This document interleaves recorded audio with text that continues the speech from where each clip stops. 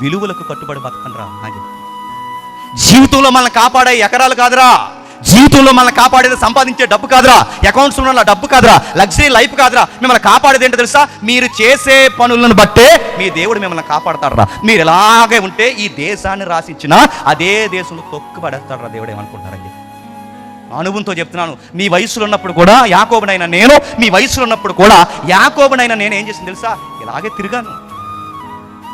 నాన్నకి అబద్ధం చెప్పాను, అన్నయ్యకి అబద్ధం చెప్పాను, లవ్వులు అన్నాను, అవన్నాను, ఇవన్నాను, తిరిగాను. సగ జీవితం మొట్టికాయలు తిని మారితే కానీ, దేన్ని బట్టి బతికితే జీవితం అర్థవంతంగా ఉంటుందో సగ జీవితం అయితే కానీ నాకు అర్థం కాలేదు.